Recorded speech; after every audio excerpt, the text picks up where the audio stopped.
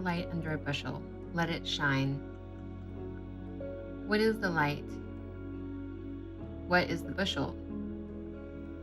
When Jesus raised Lazarus from the dead, well, specifically from a stinky 4-day-old tomb, more people were believing in Jesus because he had performed a miracle. He let his light shine. The chief priests wanted to kill Jesus and Lazarus to wipe away the existence or memory of the miracle, that is, to cover the light with the bushel and prevent people from believing in Jesus. When Jesus preached the Sermon on the Mount, he said, "Ye are the light of the world. A city that is set on a hill cannot be hid.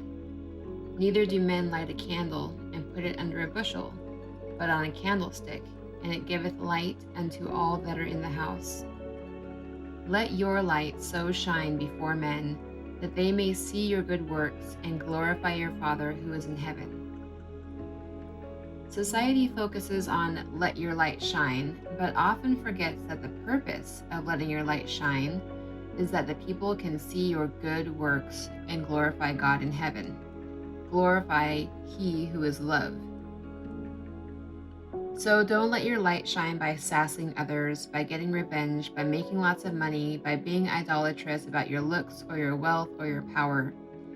And while I have a picture of a boat up here, let me just make an aside comment and say sometimes what we need is not a yacht, but a lifeboat so that we can help other people. Like Jesus' good act of raising Lazarus from the dead showed God's goodness, that should be the goal and purpose of our light shining as well. So now think about, what is your light? Is it kindness? Is it creativity? Is it cooking? Is it art? Is it writing? Is it doing? Is it making people feel good? Is it gardening? Is it dancing? Or is it just being who you are and loving others the way that you do?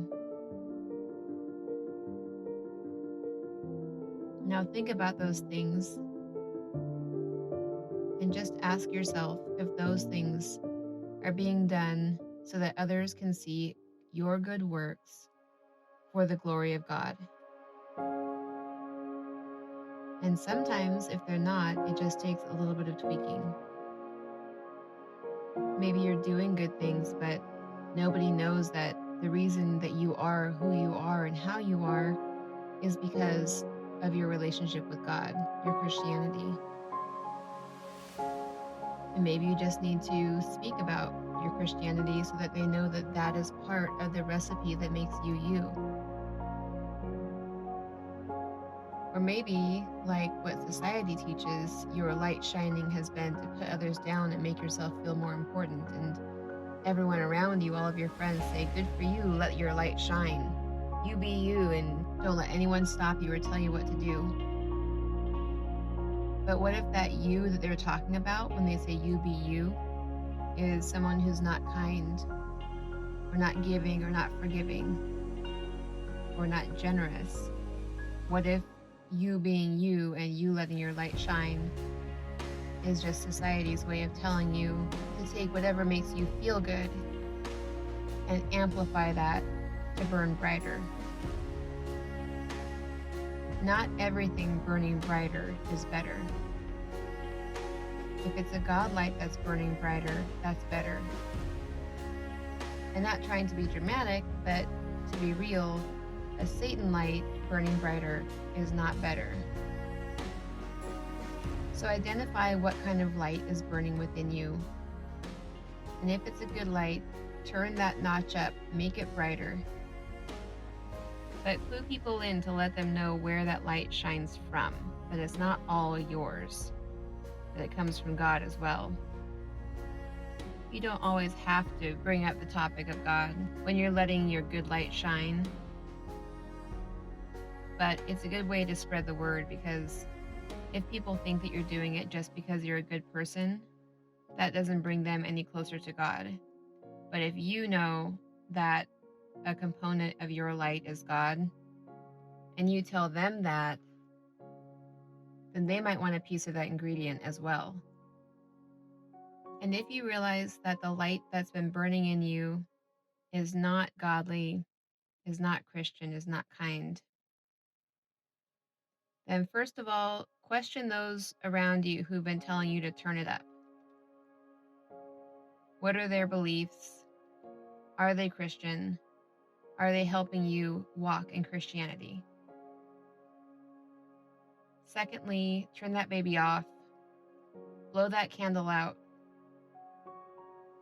and light a new one, a good one. So now let's ask, what is the bushel? So you have your good light glowing. What is the bushel? In our very complex lives, it can be so many things. It can be just being too busy to let that light shine brighter, getting so overwhelmed and drowned in the thousand small tasks that we are given to do every day. Some of these tasks are necessary and some of them are not.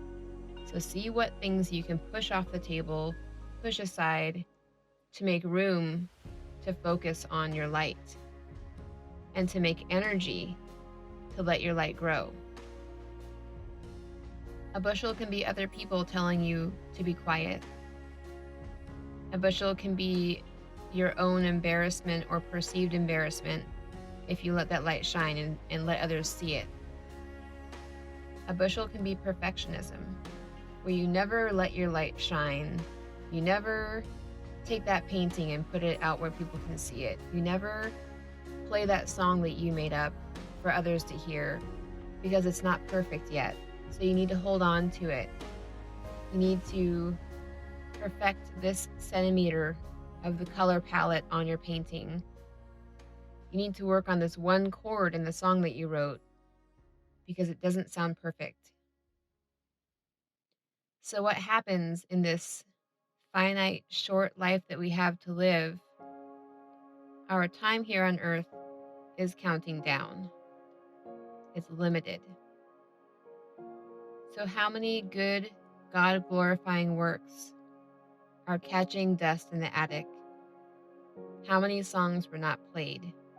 How many hearts were not lifted by seeing that painting, by listening to that song, by watching that dance, by listening to that poetry, by holding that hand, by getting that hug, by a friend paying that bill, all the good things, all the God things that we can do for others.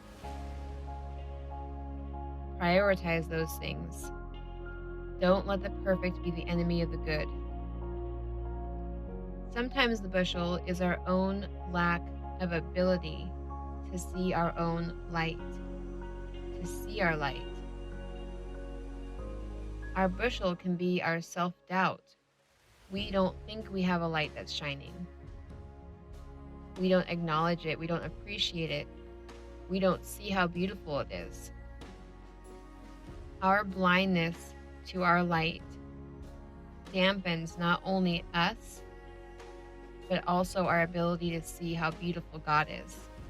Because that light in ourselves, when we acknowledge and see how beautiful it is, we acknowledge and see not only how beautiful our spirit is, but also how beautiful God is.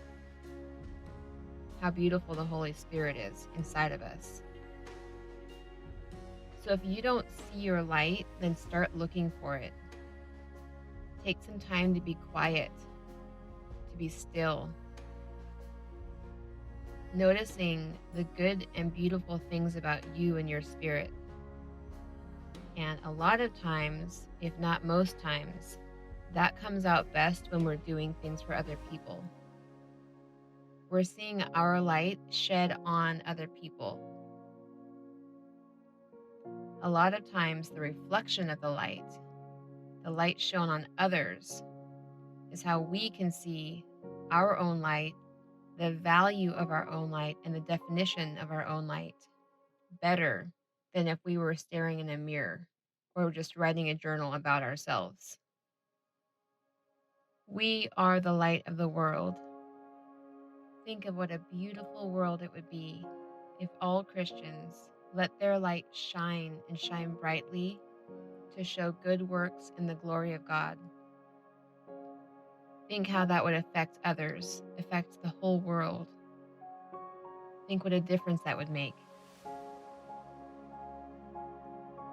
So figure out what your light is.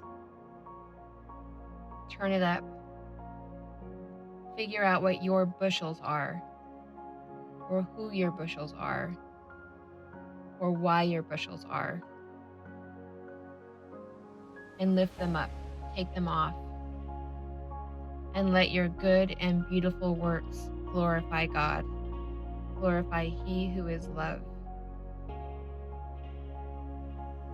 All that is good within you will glow more, and the world will be a better place.